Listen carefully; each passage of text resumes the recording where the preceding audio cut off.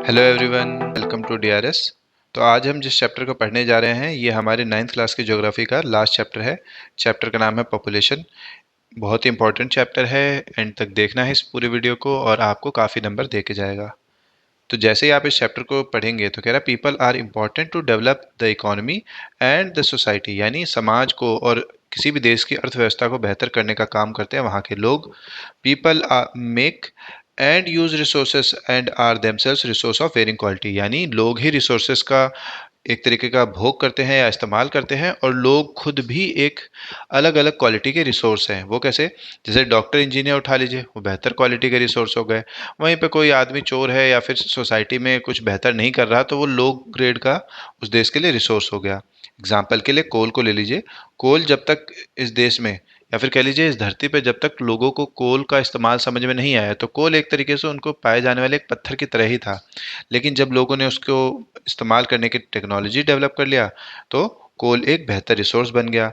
आगे बात किया जा रहा है कि नेचुरल इवेंट, चाहे वो फ्लड हो या सुनामी, हम तभी उसको डिजास्टर डिक्लेयर करते हैं जब वो जाके किसी अफेक्ट कर दे किसी एक क्राउडेड विलेज को या फिर शहर को।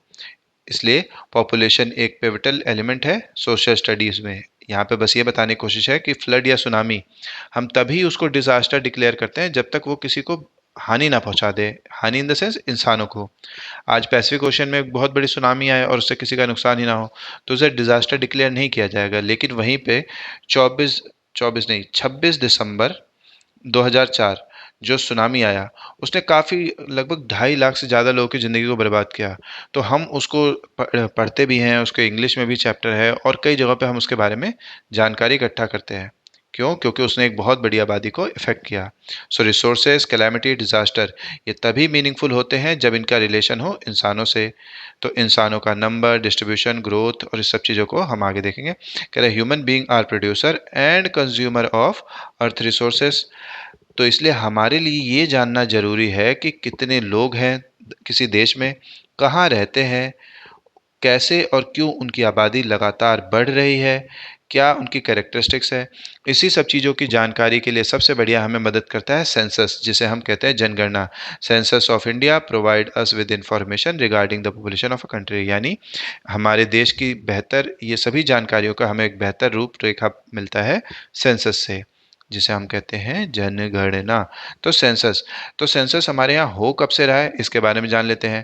कह रहे सेंसस एक ऑफिशियल इनमरेशन है पॉपुलेशन जो कि पीरियोडिकली किया जाता है। इंडिया में सबसे पहला सेंसस किया गया था 1872 में, और प्रॉपर ऑफिशियल रूप से और कंप्लीट सेंसस कह लीजिए हुआ था 1881 में। सो 1872 वाला सेंसस हुआ था लॉर्ड मेयो के टाइम पे। इसका नाम मेयो है। और ये भाई साहब जो इधर 1881 वाले हैं ये है रिपन, जिनके समय में ये स्टार्ट किया गया था। सो हर 10 साल में, एवरी 10th ईयर या फिर डेकेड, एक इंग्लिश का एक टर्म है डेकेड। सो हर 10 साल में हमारे यहाँ पे सेंसस होता है और ये होता आया है। बस यहाँ पे एक इन्फॉर्मेशन मैं आपको एडिशनल दे रहा हूँ जो बुक में नहीं दिया गया है, लेकिन अगर आप याद रख पाएंगे तो बढ़िया, नहीं भी याद रख पाए तो कोई बात नहीं। जैसे सबसे पहला कंप्लीट सेंसस हुआ 1881 में, फिर 10 साल बाद 1891 में, ऐसे करते करते करते करते फिर हमारा देश आज़ाद हो गया। 1951 का सेंसस हुआ, करते करते 1991, फिर 2001 का सेंसस, 2011 का सेंसस। सो होना ये चाहिए था कि 2011 के सेंसस के बाद 2021 में सेंसस होना चाहिए, लेकिन ये हुआ नहीं। कारण मतलब 10 साल बाद ये जो सेंसस होना था वो नहीं हो पाया। Reason Covid. क्योंकि हमारे देश में कोविड जैसी महामारी थी, ऐसे में लोगों को घर घर जाके काउंट कर पाना कि आबादी कितनी है, ये पॉसिबल नहीं था, ना ही फिजिबल था किसी भी तरीके से। उल्टा और हमारे यहाँ पे बीमारी फैल जाती। तो सरकार ने इस चीज़ को टाल दिया। शेड्यूल किया गया है फिलहाल के लिए 2027 के लिए कि मार्च 1 2027 को पूरे देश में चालू होगा। बट अक्टूबर 1 2026 से ही चालू कर दिया जाएगा स्नो बाउंड रीजन के लिए, मतलब जो पहाड़ी इलाके हैं ना वहाँ पे पहले ही स्टार्ट कर दिया जाएगा थ्रू आउट द कंट्री में। ये मार्च 1 2027 से स्टार्ट हो जाएगा और फिर एक फुल्ली डिजिटल सेंसस किया जाएगा इस बार। ठीक है, और काफ़ी चीज़ें इस बार एक्स्ट्रा भी ऐड की गई हैं, जैसे कास्ट काउंट भी किया जाएगा। फर्स्ट टाइम सिंस 1931, यानी आज़ादी के बाद पहली बार ऐसा होगा, कास्ट की काउंटिंग भी होगी। सो ये आपके लिए एक्स्ट्रा इन्फॉर्मेशन के रूप में था। चलिए, पॉपुलेशन साइज एंड डिस्ट्रीब्यूशन यानी इंडिया की आबादी कितनी है और कहाँ कहाँ फैली हुई है। सो मार्च 2011 जो लास्ट हमारा सेंसस हुआ था उसमें पता चला कि लगभग 1210.6 मिलियन की आबादी है, यानी दूसरे शब्दों में बोला जाए तो 121 करोड़ की आबादी, which account for more than 17% of the world population, यानी दुनिया के लगभग सोचिए 17% आबादी इंडिया में ही है। These 1.21 billion people are unevenly distributed over the country vast area of 3.28 million square kilometre, जो कि धरती का 2.4% एरिया वाइज है। चैप्टर 1 में अगर आपने ध्यान से सुना हो तो आपको आइडिया होगा कि ये हमारा एरिया है और ये हमारा परसेंटेज वाइज एरिया है। तो इतने बड़े एरिया में ये सारी आबादी रहती है। 2011 के सेंसस में पता चलता है कि यूपी जो है वो सबसे ज़्यादा पॉपुलेटेड हमारा पॉपुलेशन वाला स्टेट है, लगभग 20 करोड़ की आबादी के साथ। So UP account for about 16% of country population. On the other hand, the Himalayan state जो कि सिक्किम है, वहाँ की आबादी लगभग 0.6 मिलियन के आसपास है। वहीं लक्षद्वीप पे जाएंगे तो 64,000। ये डाटा 2011 के सेंसस के अकॉर्डिंग है, बुक में भी यही दिया हुआ है। जैसा कि मैंने बताया कि कोई रिसेंट सेंसस नहीं हुआ है। आगे बढ़ते हैं। कह रहा about half of the India population, यानी इंडिया की आबादी जैसे यहाँ पे हमने बात किया कि 121 करोड़ है, मोटा मोटा 120 करोड़ का हाफ कर दीजिए तो लगभग 60 करोड़ आबादी मात्र 5 राज्यों में रहती है। कौन से हैं? यूपी, महाराष्ट्र, बिहार, वेस्ट बंगाल, आंध्र प्रदेश और राजस्थान। यहाँ पे बस आपको एक चीज़ जानने वाली ये है कि आंध्र प्रदेश उस समय 2011 में इसका बाइफरकेशन नहीं हुआ था, क्योंकि 2014 के जून के आसपास या मई में इसी आंध्र प्रदेश को तोड़ के इसमें से एक अलग राज्य बना जिसका नाम है तेलंगाना। ठीक है, तो फिलहाल के लिए आपको याद नाम 5 याद रख सकते हो तो रखिएगा कि यहाँ पे इंडिया की आधी आबादी रहती है। ठीक है, बिगेस्ट स्टेट इन टर्म्स, यानी राजस्थान जो कि बिगेस्ट स्टेट है टर्म्स ऑफ एरिया, वहाँ पे 5.5% बस पॉपुलेशन रहती है इंडिया की। यानी पहला यूपी, दूसरा महाराष्ट्र, तीसरा बिहार, चौथा वेस्ट बंगाल, पांचवा आंध्र प्रदेश। तो 5 ये राज्य, बाकी राजस्थान जो कि इंडिया का सबसे बड़ा है एरिया वाइज। इससे पहले एमपी हुआ करता था, बट एमपी और छत्तीसगढ़ जब अलग हो गए तो राजस्थान आज है। ये यहाँ पे एक चार्ट, पाई चार्ट के रूप में समझाया गया है कि दुनिया की आबादी देखिए कितनी है और इंडिया की आबादी कितनी है। बट एरिया के टर्म में इंडिया के पास एरिया कम है, आबादी ज़्यादा है। एक फर्जी इन्फॉर्मेशन है, याद रख सकते हैं। ठीक है, वरना आगे बढ़िए। So India population distribution by density, यानी इंडिया की आबादी का घनत्व कितना है। घनत्व का मतलब क्या है कि मान लीजिए एक एरिया है तो उस एरिया में कितने लोग रहते हैं, इसी को हम पॉपुलेशन डेंसिटी बोलते हैं।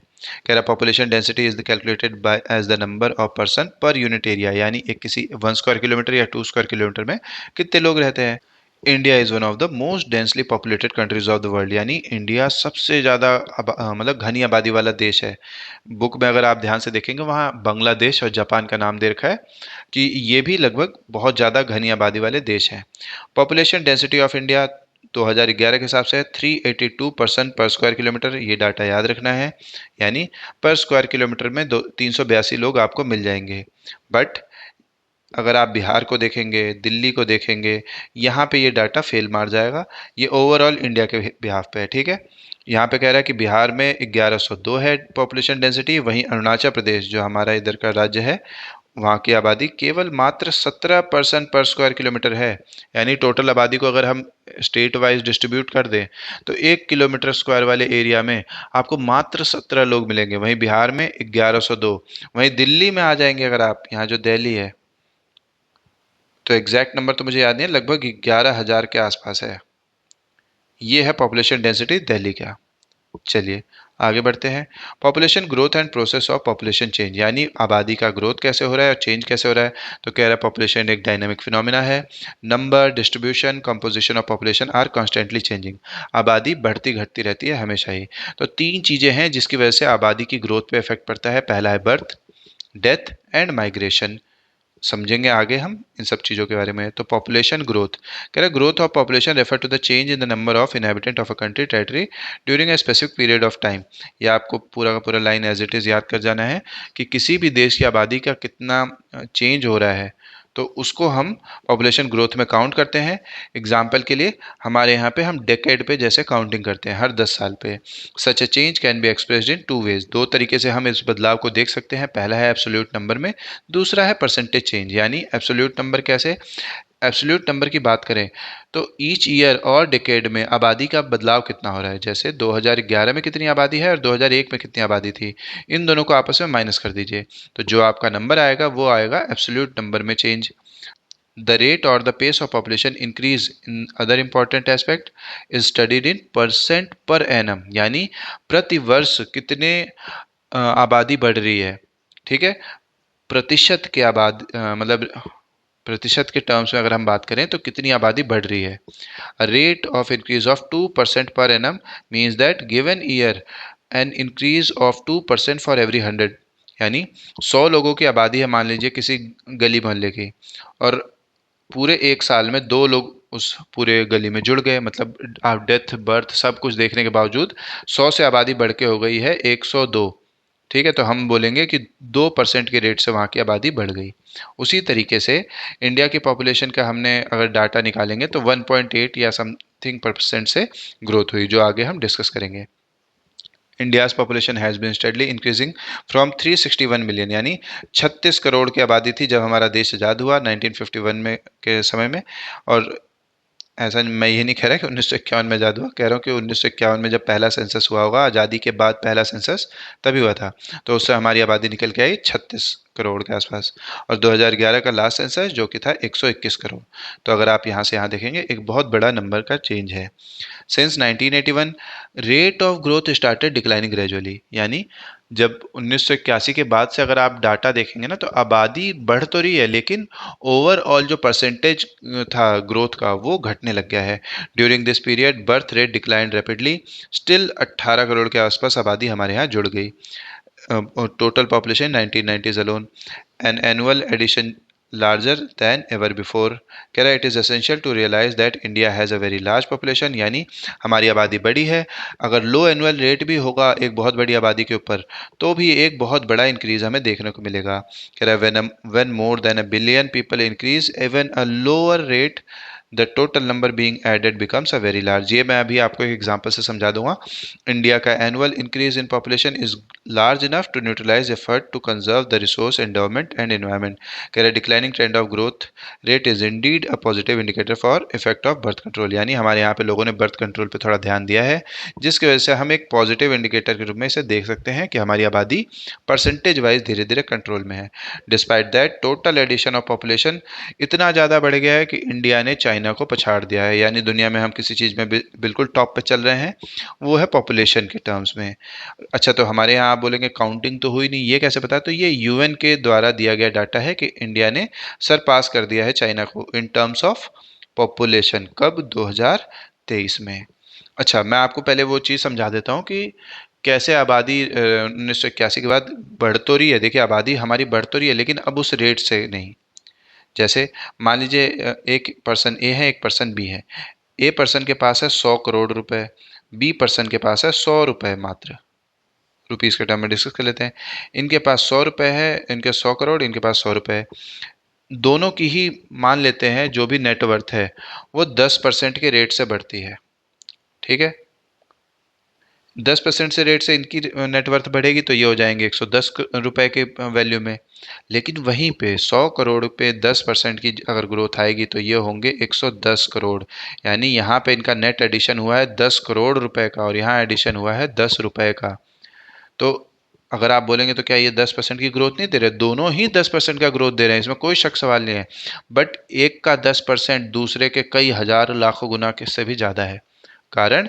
क्योंकि उसका टोटल नंबर ज़्यादा है। वैसे ही हमारी आबादी ज़्यादा होने की वजह से एक छोटा सा परसेंटेज ऑफ चेंज भी एक बहुत बड़ा चेंज माना जाता है।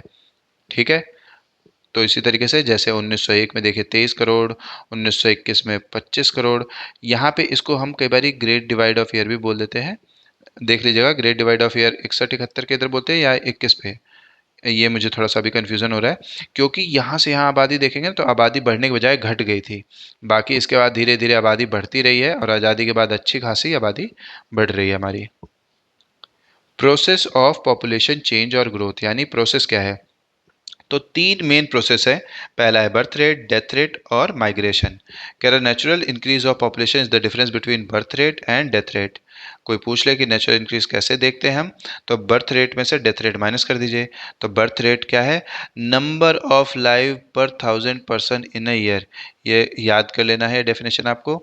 यानी 1000 बच्चे पैदा हुए तो उसमें से कितने जिंदा हैं। लाइव बर्थ पर 1000 यानी कितने जिंदा है वो हम बर्थ रेट बोलते हैं। ये मेजर कंपोनेंट है ग्रोथ का, because birth rate have always been higher than death rate. हमारे यहाँ बर्थ रेट ज़्यादा है डेथ रेट के कंपैरिजन में, इसलिए आबादी बढ़ रही है। डेथ रेट क्या होता है? Is the number of death पर 1000 पर्सन ईयर, यानी 1000 लोगों में कितने लोगों की मौत हो गई है। The main cause of the rate of growth in Indian population has been the rapid decline in death rate. यानी यहाँ पे ये कह रहा है कि अब हमारे यहाँ डेथ रेट जो थोड़ा कम हो गया। कम कैसे हो गया? अब हमारे यहाँ पे बेहतर मेडिकल फैसिलिटीज़ हैं, लोगों को एम्बुलेंस फैसिलिटी है। अगर आप बीमार होंगे तुरंत आसपास कोई छोटा मोटा डॉक्टर मिल जाएगा जहाँ आप जाके अपना एक सस्ते अमाउंट में इलाज करा सकते हैं।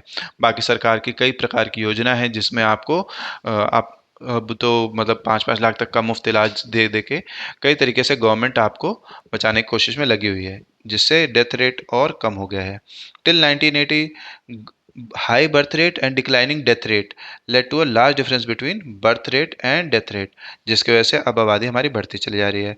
Since 1981 birth rate have also started declining gradually, यानी 1981 के बाद से बर्थ रेट भी कम हो रहा है। और मतलब बर्थ रेट कह रहा हूँ, हाँ बर्थ रेट तो कम हो ही रहा है, बट डेथ रेट भी कम हो गया है, जिसकी वजह से आबादी अचानक से बढ़ती हुई दिख रही है हमें। ठीक है। तीसरा कंपोनेंट, बर्थ और डेथ रेट तो हो गया, तीसरा कंपोनेंट है हमारा माइग्रेशन, यानी एक जगह से दूसरी जगह लोगों का आना जाना। ये माइग्रेशन दो प्रकार का हो सकता है, एक इंटरनल, दूसरा इंटरनेशनल। इंटरनल बोले तो जैसे दिल्ली से उठ के कोई महाराष्ट्र चले जाए, या फिर यूपी और बिहार से उठ के कोई दिल्ली आ जाए, तो ये देश के अंदर होने वाला एक इंटरनल माइग्रेशन है, जिसमें देश की आबादी पर कोई बदलाव नहीं आ रहा है। बट वहीं इंटरनेशनल माइग्रेशन की बात करें, जैसे पिछले 5 सालों में लगभग 9 लाख से ज़्यादा लोगों ने इंडिया के सिटीजनशिप को त्याग दिया है। यानी वो किसी न किसी दूसरे देश में जाके बस गए हैं, चाहे वो बेहतर भविष्य की तलाश में हो, या फिर वहाँ बेहतर हेल्थ फैसिलिटी, या फिर हो सकता है एजुकेशन, या फिर जॉब। मेजॉरिटी ऑफ केसेस में जॉब, और हमारे यहाँ पे जो ये टैक्सेशन वगैरह है इससे बचने के लिए भागते हैं। Internal migration does not change the size of population, वही जो यहाँ बताया गया है कि अंदर ही अंदर आबादी के इधर उधर मूवमेंट से देश की आबादी पे तो असर नहीं पड़ता, but influences the distribution of population within the nation. Migration play a very significant role in changing the composition and distribution of population. यानी आबादी का कंपोजिशन कैसा है और डिस्ट्रीब्यूशन कैसा है, इस पे जरूर असर पड़ता है। जैसे दिल्ली की आबादी मान लीजिए आज 50% हिंदी बोलती हो और 50% अन्य भाषा बोलने वाले हो।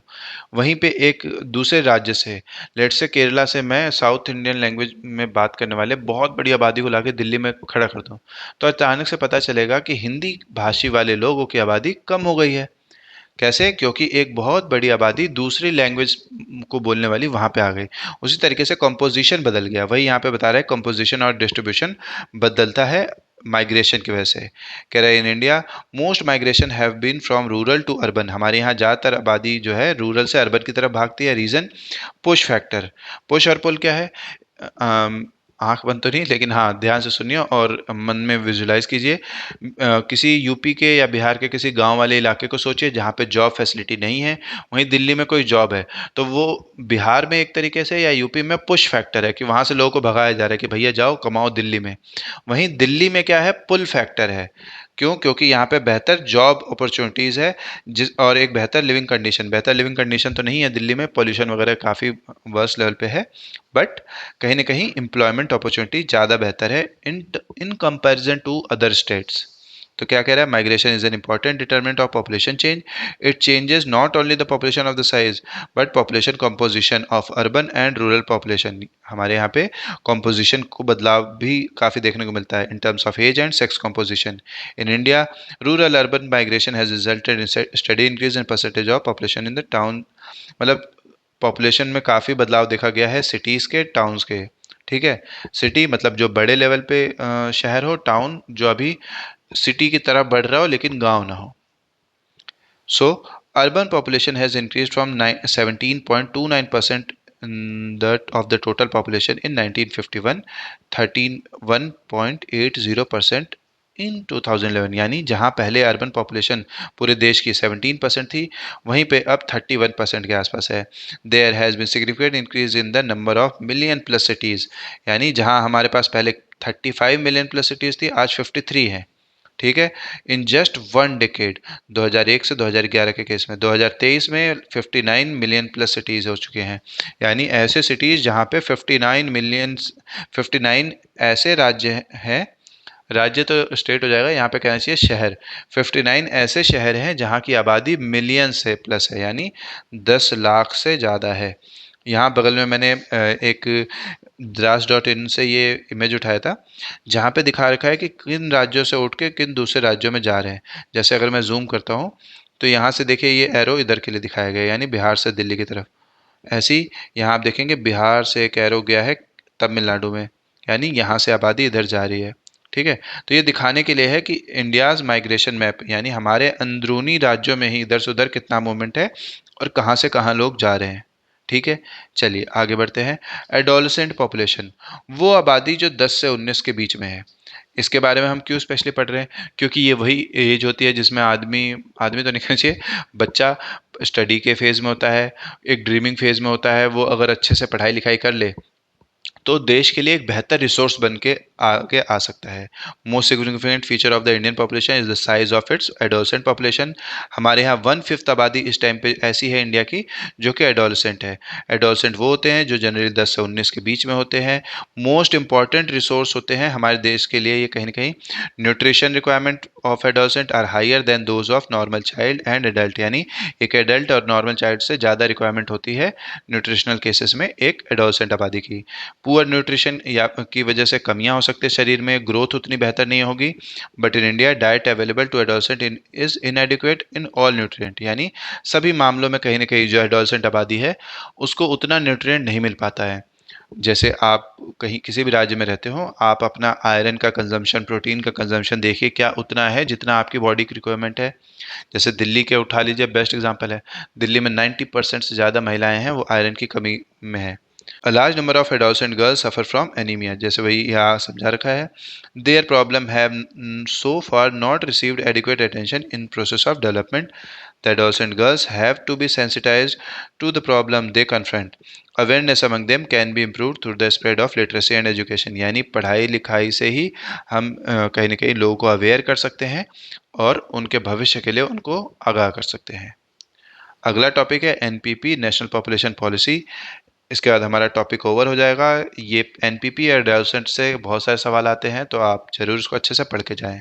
Recognising that planning of families would improve individual health and welfare, government of India initiated a comprehensive family planning program in 1952, यानी साल 1952 में सरकार ने फैमिली प्लानिंग प्रोग्राम को इंट्रोड्यूस किया, जिससे फैमिलीज़ का जो ओवरऑल इंडिविजुअल हेल्थ है वो ग्रो करे, बेहतर हो। क्यों? क्योंकि फैमिली से जुड़ जुड़ के एक गली मोहल्ला बनता है, ऐसी गली मोहल्ले से पूरा एक छोटी सिटी बनती है, उसी से पूरा आपका स्टेट बनता है, पूरा देश बनता है। यानी एक स्मॉलर यूनिट पे जाएंगे तो इंडिविजुअल या फिर फैमिली है जिनको अगर हम बेहतर लेवल पे ले जाएं तो देश भी बेहतर हो सकता है। Family welfare programme has sought to promote responsible planned parenthood on a voluntary basis. तो एनपीपी साल जो 2000 में आया वो इसी का एक कल्मिनेशन है और एक प्लान्ड एफर्ट की तरफ है। तो एनपीपी 2000 क्या बात करता है? Imparting free and compulsory school education up to 14 year of age, यानी 14 साल की उम्र तक पहुंचने तक आपको फ्री एजुकेशन, फ्री और कंपलसरी एजुकेशन दिया जाए। दूसरा, reducing infant mortality rate. Infant mortality rate क्या होता है? वो सभी बच्चे जो अपने पहले साल का केक भी ना काट पाएँ, उनको हम इन्फेंट मोर्टेलिटी रेट में काउंट करते हैं, जो कि बिलो 30 पर 1000 लाइव बर्थ में है। अचीविंग ये मतलब है क्या? पहले यही डाटा 40 से ऊपर था, यानी 1000 बच्चों में 40 बच्चे अपना पहला बर्थडे का भी केक नहीं काट पाते थे। ठीक है, सोचिए उन पेरेंट्स के बारे में, सोचिए उनके लिए कितना सैड पार्ट होता होगा जो उनके बच्चे पहला बर्थडे भी सेलिब्रेट नहीं कर पाते होंगे। आगे, achieving universal immunisation of children against all vaccine preventable diseases, यानी उन सभी बीमारियों से जिनसे उनको बचाया जा सकता है उसके लिए वैक्सीन लगाना हो। Promoting delayed marriage for girls, क्योंकि देखिए डिलेड मैरिज से ये होगा कि आने वाला जो बच्चा होगा वो बेहतर पैदा होगा। यहाँ पे बताने का मतलब, ये डिले का मतलब ये नहीं हो रहा कि 30 साल या 40 साल की उम्र में शादी होना। जैसा आज़ादी से पहले आप देखेंगे तो 12 साल 14 साल इससे भी कम उम्र में बच्चों की शादी हो जाती थी। लेकिन इसका मतलब ये तो नहीं वो परिवार को बढ़ाने के लिए वो उनकी बॉडी, फिजिकल बॉडी एक तरीके से रेडी हो। इसीलिए गवर्नमेंट ने आगे चलते चलते आज की डेट में 18+ में ही आप शादी करें, इस पे दबाव डाला जाता है। रीज़न, क्योंकि जब आप इस एज को क्रॉस कर लेते हैं तो आपकी बॉडी लगभग रेडी होती है प्रेगनेंसी के लिए, एक बेबी को होल्ड करने के लिए और उसको नर्चर करने के लिए। ठीक है। तो इसलिए ये टॉपिक यहाँ पे डाला गया है कि promoting delayed marriage and making family welfare a people centred programme. तो यहाँ से ये टॉपिक ख़त्म होता है। चैप्टर 1 से लेके 6 तक मैंने सारा एक्सप्लेन किया है, जाके देखिए। जो भी डाउट आता है तो आप कमेंट सेक्शन वहाँ खुला हुआ है। So thank you for watching. अब देखते हैं नेक्स्ट टॉपिक कौन सा स्टार्ट करेंगे। Bye bye.